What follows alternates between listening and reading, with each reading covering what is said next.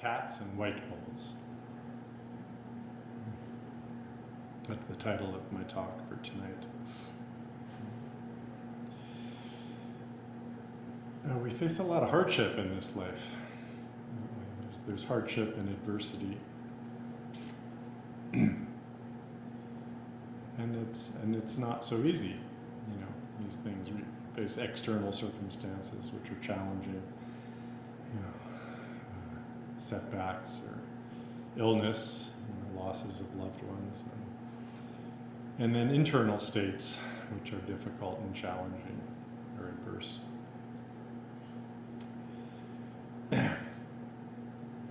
But our practice of Zen is to throw ourselves so completely into our hardships, so completely into adversity and adverse states, that hardship disappears and adversity disappears. To completely lose ourself in phenomena of our experience.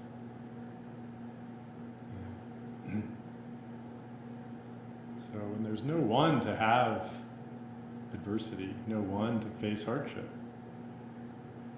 and we see the emptiness of hardship, the emptiness of adversity. We see the emptiness of the self.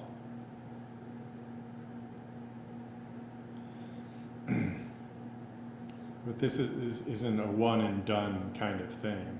You don't just have this great big, you know, break of the eggshell of your self-sense, and then everything is clear and pure. As much as we wish for that to be that way, we just have tendencies and habits of mind that keep us in a familiar experience of our lives. And thus hardship is created and adversity is created. Weeds grow. But our Zen path is one that takes our Zazen, Zen meditation, as the front door to shifting this relationship to ourself. And it's just the most powerful practice of manifesting no self as true self. This is something that we can't really do alone. You know, we have to do it in a community, in a sangha. If we do it alone, there's something like well, we're fundamentally social beings, and we need a sense of belonging, you know, just to relax in our lives. I think without a sense of belonging, our nervous systems are kind of enter into a vigilant place, and we can't let down our defenses in that vigilant place. So if we're not really connected in a deep place of belonging, you know, it's very difficult, maybe impossible, to be comfortable with our own humanity, because we need that sense of belonging. That's where Sangha comes in, to be able to practice intentionally. Just we know, those of us who've been practicing in Sangha for a long time, how precious it is to be in community and be in a space of belonging with those who are also throwing themselves into their own adversity and hardships, not resisting them. Yeah. See, when we're resisting hardship and adversity, right, we're establishing the reality, actually. We're actually giving them power by resisting them. And that resistance also serves to create, reinforce the sense of self, which is in relationship to those circumstances and to those states. And just continue to throw ourselves in.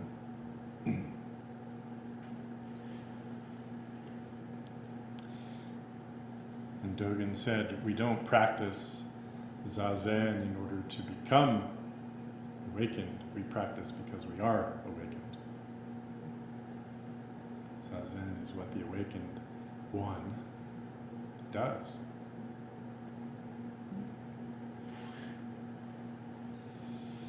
I want to share another passage from Hongzhi, Cultivating the Empty Field, and then some reflections and associations from this passage. This passage has been titled The Practice of True Reality.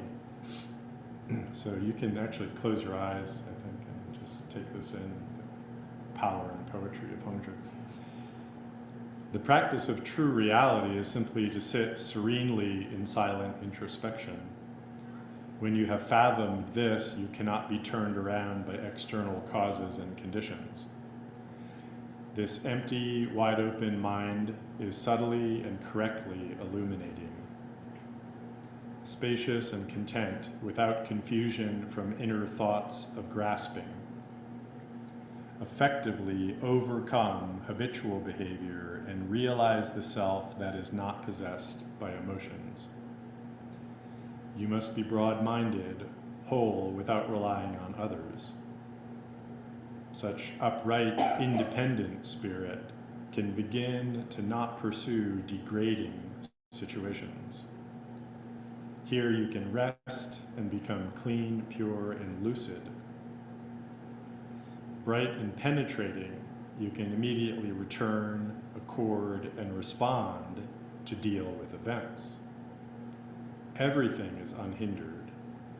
Clouds gracefully floating up to the peaks, the moonlight glitteringly flowing down mountain streams.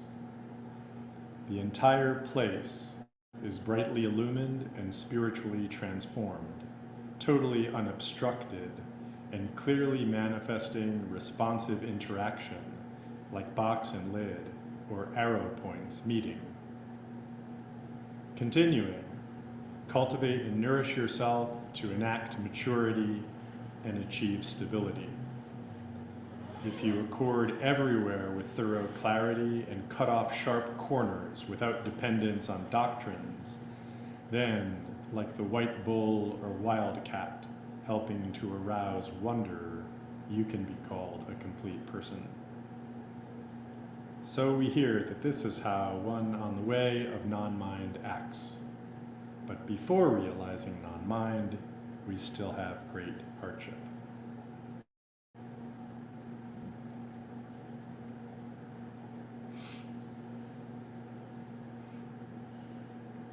We still have great hardship. That's what this life, is like. We say Sangha is this functioning like river rocks in the stream, and then we're all being, so you could say, washed by the Dharma altogether, and that the Dharma kind of hits us up, the rocks against each other, and smooths out those edges. Hongzhi says, cut off the sharp corners without dependence on doctrines. So there's a few lines in here that I want to appreciate in a little bit more depth. He says, totally unobstructed and clearly manifesting responsive interaction, like box and lid, or arrow points meeting.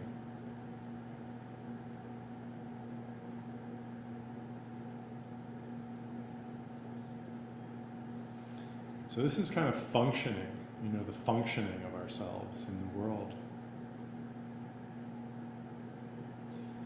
Responsive interaction. I really love this phrase. It's not, it's just a very natural unfolding of response. It's the way the bee meets the flower, or the waterfall cascades over the cliff. There's great diversity, great variety, great, trillions and trillions of interactions happening every moment, across the dimensions. But all of them are completely just responsive in accord with this, fundamental unity. fundamental wisdom of the universe at all levels. The quantum level, the atomic level, the biological level, the level of emotions and psyche, level of gravitational forces and cosmic forces. Everything is completely in accord and responsively interacting.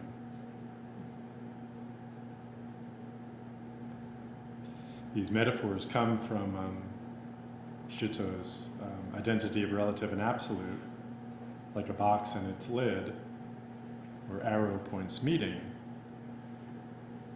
We know from reciting the identity of relative and absolute very often in our services. The lines are, ordinary life fits the absolute as a box and its lid. The absolute works together with the relative like two arrows meeting in midair.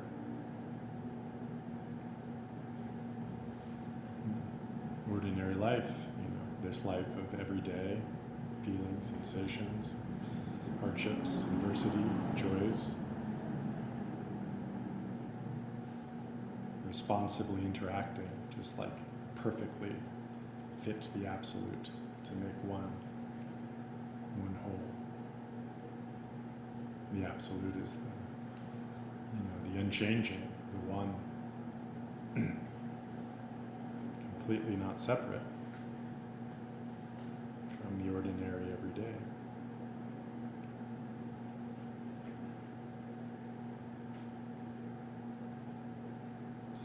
This metaphor of the two arrows meeting in midair, I didn't know this, but it actually comes from Tozan's teaching poem called The Song of the Precious Mirror Samadhi, which Hongzhi appreciated, liked. And Tozan said in that, when arrows meet head-on, how could it be a matter of skill?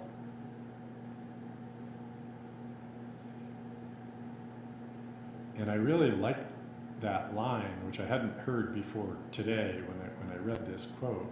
And I've always thought about that, it's like two arrows meeting in midair. And I thought, well, you've got these two master archers, just kind of shooting them. And they're so awake, enlightened, masterful, that they can make that happen. But no, it's not that. Nobody can do that. That's impossible to be something that arises out of contrivance or skill, no matter how masterful the skill is. Two arrows meeting in midair. That doesn't happen. No, this is the miraculous functioning of the wisdom of the universe. We don't do this. You don't do this.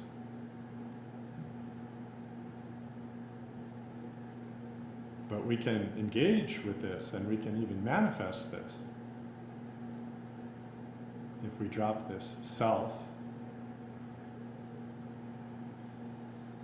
especially perhaps the self that wants to master our lives and transcend our adversity and hardships.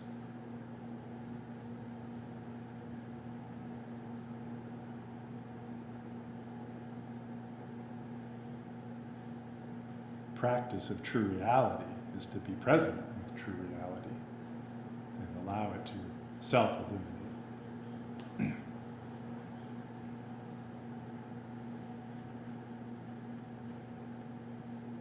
Yeah, then there's this next metaphor that he uses. Like the white bull or the wildcat helping to arouse wonder, you can be called a complete person. So this also comes from a line from the Tozan's Song of the Precious Mirror Samadhi, and also refers to a koan, which some of you may be familiar with. Tozan's quote is, "For the benefit of those with inferior ability, there is a jeweled footrest and brocade robes. For the benefit of those capable of wonder, a wildcat or white ox."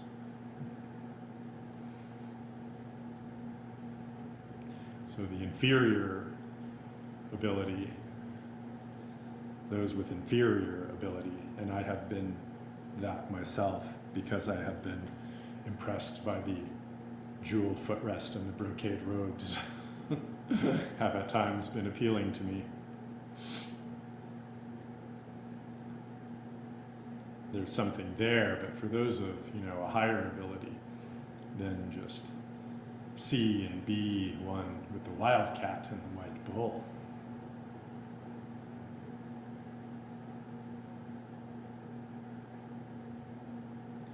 Hold them in wonder.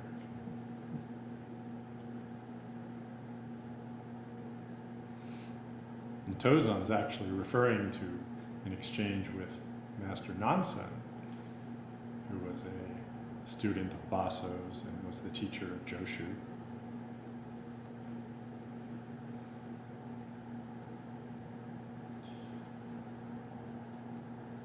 Nansen was very familiar with and talked a lot about both cats and bulls, actually. So there's a famous koan of Nansen killing a cat, which many of you know. And then he also has a koan where he says after he dies, he would come back as a water buffalo down the hill. But in this koan, which by the way is in the Book of Serenity, case 69, which Hongzhi compiled, Nansen says to the assembly, all the Buddhas of past, present, and future did not know of it, but cats and cows know of it.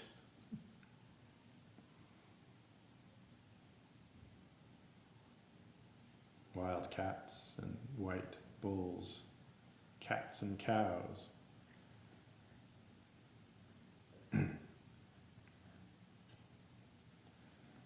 So on one level, we can say these Buddhas, they know of it, or they don't know of it, so they maybe don't get it. But the cats and cows really get it because they're completely unself-conscious. At one level, that's there. But then at another level, there's, we say not knowing is most intimate, right? So is Nansen saying that all the Buddhas of the past, present, and future, they don't know of it, so they're most intimate with reality. And the cats and cows, what do they know?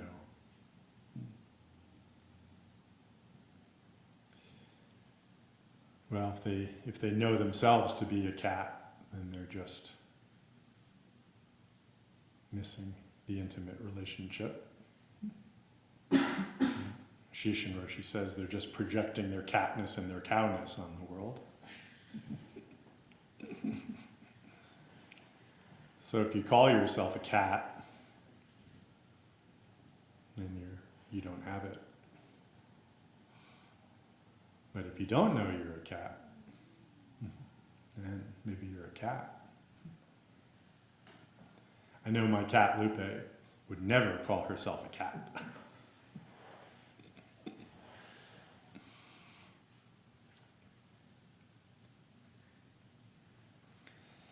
So we have to look at, how we think of ourselves, how we define ourselves. As soon as we think of ourselves in any way,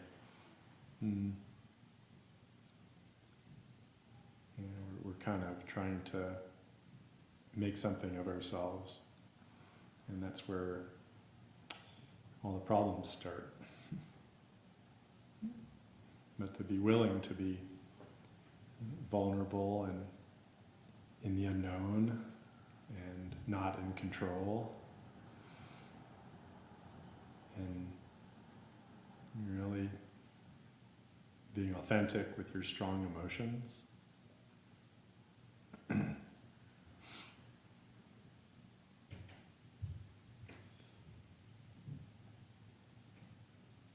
That's the only way to our authentic being. The verse to this koan, there's a few lines that say, limping, limping, palsied, palsied, frayed, frayed, unkempt, unkempt.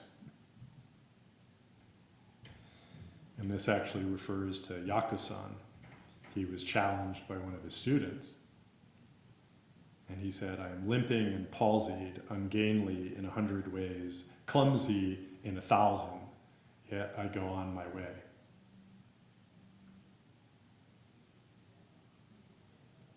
Yet I go on this way, limping, palsied, unkempt, and afraid.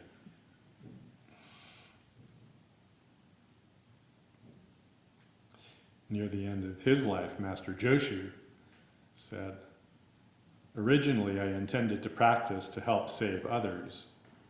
Who would have suspected that instead I would become an idiot?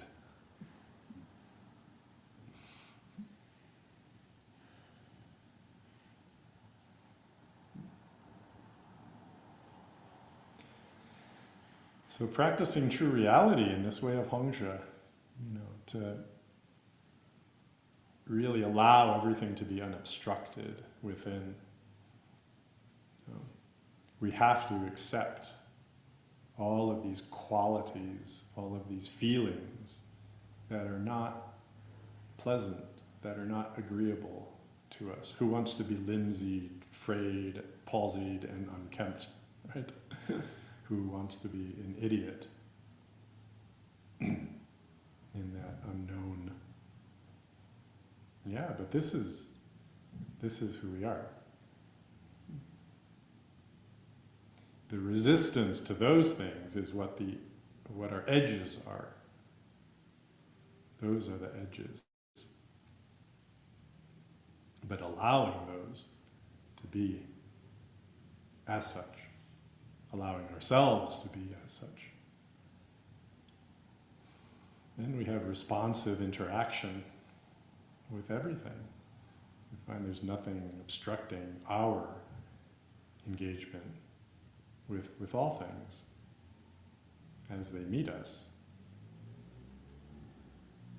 And all is illuminated.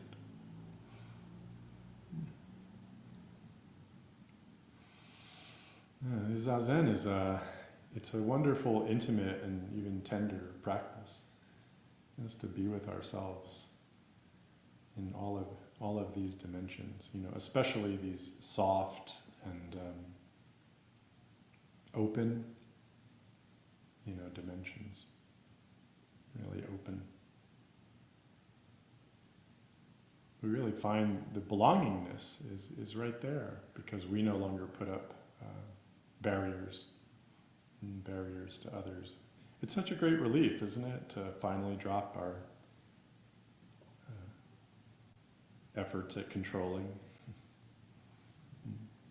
and drop the gates that we put up in front of people, the checkpoints.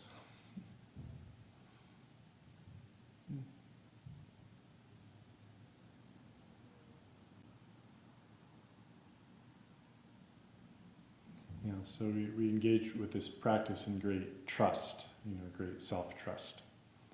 We have to have confidence in ourselves to turn and to practice true reality.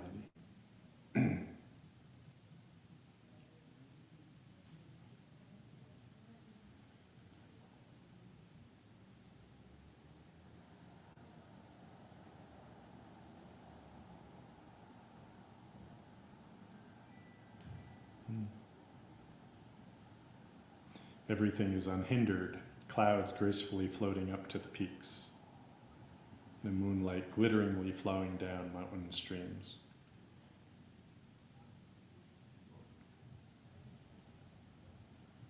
Moonlight's a symbol of the awakened mind, so shining upon everything, reflecting upon everything, every phenomenon.